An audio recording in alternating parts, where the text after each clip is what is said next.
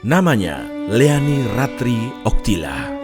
Ia dijuluki Ratu para Badminton Indonesia. Perempuan kelahiran Siabu, Bangkinang, Kampar pada tanggal 6 Mei 1991 ini menyumbangkan 2 medali emas dan 1 medali perak di ajang Paralimpiade yang baru saja berlangsung di Tokyo. Prestasi ini juga menjadi sejarah baru bagi tim Paralimpiade Indonesia selama penantian 41 tahun.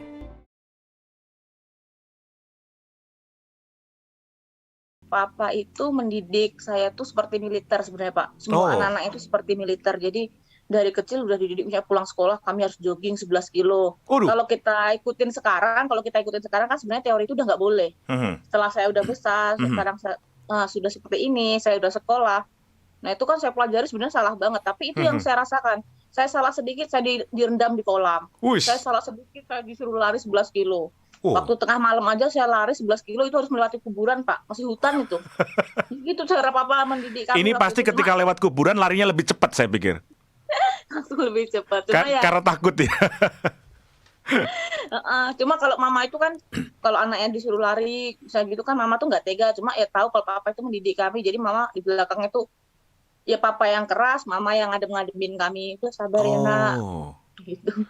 Papa emang seperti itu, tapi kan niatnya baik katanya gitu. Iya. Dan ketika sudah berprestasi seperti ini, apakah Ratri pernah menceritakan perasaan ketika harus disuruh lari sekian panjang itu Sampai saat ini enggak, Pak. Enggak pernah cerita itu?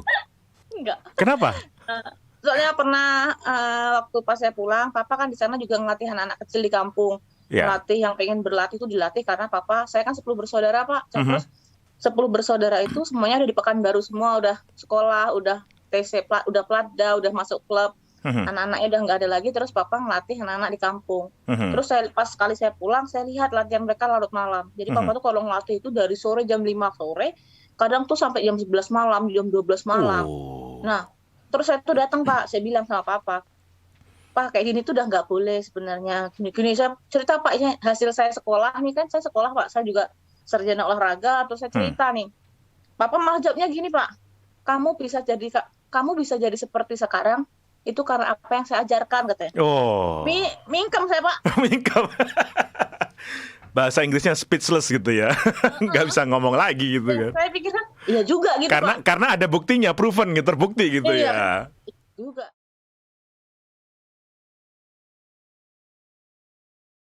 Saya sangat kagum dengan Ratri. Apa sih sebenarnya yang menjadi value atau prinsip hidup dari Ratri? Yang paling utama ya, prinsip hidup sehingga perjuangannya luar biasa sampai seperti 3 medali loh. 3 medali. Ini kalau bisa. Saya tuh pengen jadi inspirasi banyak orang. Saya pengen jadi berkat orang di sekitar saya, terutama Pak. Pas gitu, soalnya saya ngerasain gimana saya jadi atlet yang sebelumnya non-disabilitas. Terus saya jadi atlet difabel, saya melihat teman-teman difabel itu luar biasa. Saya pengen jadi inspirasi untuk yang lain, Pak. Misalnya gimana mereka terpuruk. Kalau beruntungnya saya itu kecelakaan tidak kehilangan anggota tubuh. Jadi saya nggak sempat ngedrop seperti yang lain-lain. Sedangkan teman-teman saya yang lain di sini yang kehilangan tangan, mungkin yang nggak punya kaki. Mereka sempat mengalami masa down.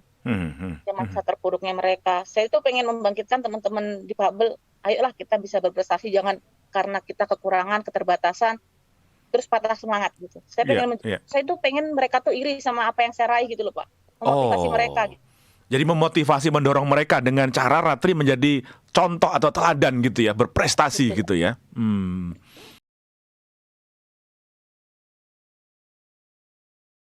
Hari-hari saya kan hanya latihan.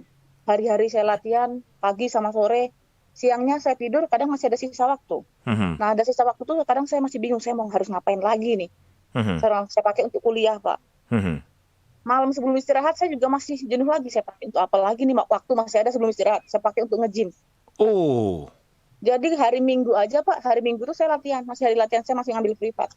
Jadi kalau orang tanya saya latihan berapa kali seminggu, saya bilang Senin sampai Minggu saya latihan full pagi sore. Saya masih ngundang teman untuk demi Paralimpik itu. Makanya saya pas ketika event ini dilaksanakan, saya sangat bersyukur karena kan di situasi pandemi ini kita nggak ada yang tahu, Pak, Filipina batal yang kami.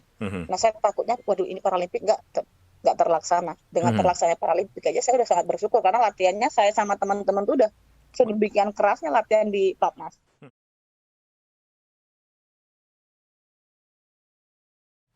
Ya, Ratu para badminton. Apalagi yang kamu capai? Ini kan 3 medali. Sekarang usia 30 tahun ya.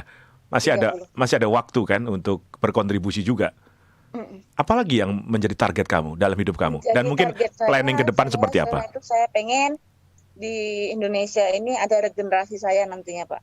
Saya Hmm. akan bimbing regenerasi, saya akan harus ada adik-adik yang harus bisa lebih prestasinya daripada saya nanti. Hmm. Hmm. Ratri ingin dikenang sebagai apa ketika orang Indonesia mengingat seorang Ratri, seorang Saya ya pengen dikenang sebagai legend para badminton. legend para badminton ya. Itu sesuatu yang Ratri perjuangkan dari awal. Iya, betul, Pak. Ketika nanti beberapa tahun, berapa puluh tahun seperti yang Bapak bilang tadi, saya pengen orang-orang tuh tahu saya pernah menjadi legendnya para badminton. Saya peraih medali emas pertama di Paralimpik.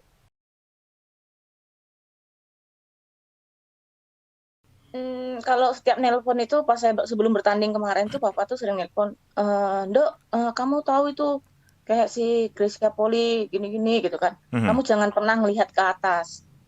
Apa yang dia capai sekarang. Kamu seperti sekarang aja Papa udah bangga. Itu sebelum Olimpiade, Pak. Sebelum saya berangkat ke Oh, Paralimpik. aha. Maksudnya Papa tuh nggak mau saya jadi beban, oh saya harus seperti dia gitu, nggak. Kamu udah jadi seperti sekarang nih, Papa udah bangga. Mhm, mhm. Jangan hanya melihat ke atas terus gitu kan. Oke. Iya Pak, ya Pak. Padahal saya sendiri Pak, saya pribadi tuh nggak pernah seperti itu. Maksudnya, oh pencapaian dia seperti ini, nggak, pasti kan berbuat yang terbaik untuk diri sendiri dulu ya Pak. Mhm, mhm, mhm.